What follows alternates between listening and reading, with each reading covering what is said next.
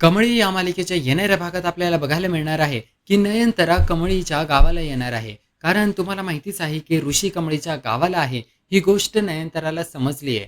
परंतु दुसऱ्या बाजूला कमळी आणि ऋषीने एकमेकांकडे प्रेमाची कबुली दिली आहे. सगळ्यात आधी तर ऋषीने अनेक वेळा कमळीला त्याच्या मनातलं असणारं प्रेम व्यक्त केलं आणि तिला एक प्रकारे प्रपोजच केलं होतं. आणि कमळीने देखील तिच्या मनात असलेलं प्रेम फायनली ऋषीकडे व्यक्त केलेलं असतं. मग आपल्याला असं बघायला मिळतं की या दोघांचा मस्त रोमॅन्टिक सीन असतो. असा मस्त डान्स चालू असतो, त्यात ते गात असतात.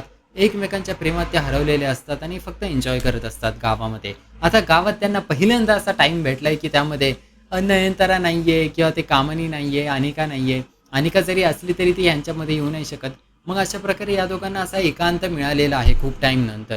परंतु तो एकांत जास्त काळ टिकणारा नाहीये. कारण अनिकाला आता फायनली समजलंय आणि सॉरी अनिकाने नयनताराला फायनली सांगितलंय की कमळी आणि ऋषी हे दोघं गावात आहेत आणि ऋषी जो आहे तो कमळीच्या जाळ्यात अडकलेला आहे. अशा पद्धतीचा नयनताराचा गैरसमज झालाय. त्यामुळे आता नयनतारा स्वतः तिच्या गाडीतून इकडे गावाला येणार असते.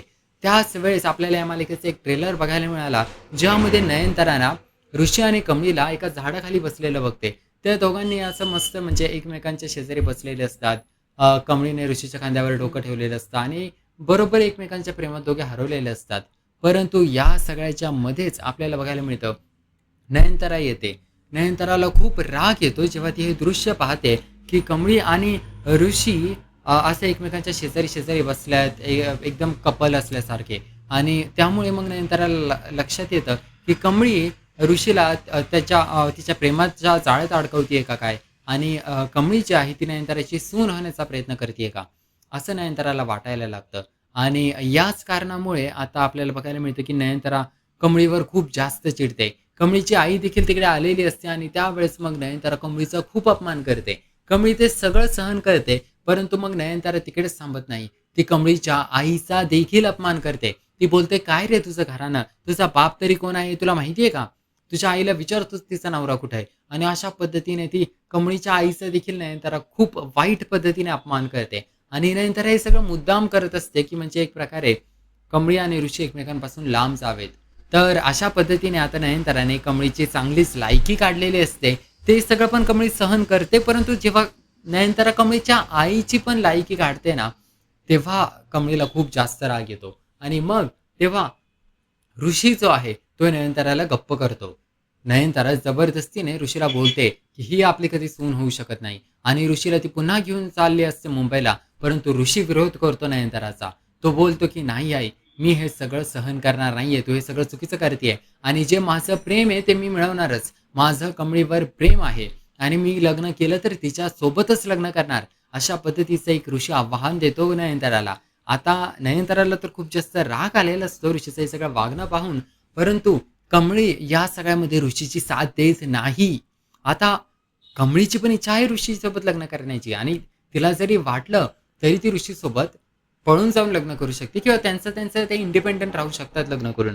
ऋषी पण त्याच्या आईशिवाय राहू शकतो. परंतु कमळीचं तसं नाहीये.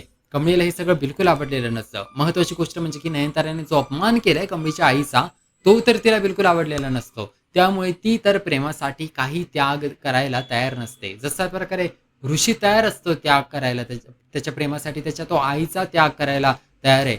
परंतु कमळी तयार नसते. ती म्हणते, "मला हे आवडलेलं नाहीये. त्यांनी माझ्या आईचा अपमान केलेला आहे आणि हे चुकीचं आहे आणि मला मग अशा पद्धतीने हे लग्न होऊन द्यायचं नाहीये." तर ज्या दिवशी जोपर्यंत नयनतारा मला स्वीकारणार नाही आणि ते स्वतःहून माझ्याकडे येणार नाहीत, तोपर्यंत मी तुमच्यासोबत लग्न नाही करू शकत ऋषी सर. अशा पद्धतीचं कमळी उत्तर देते ऋषीला.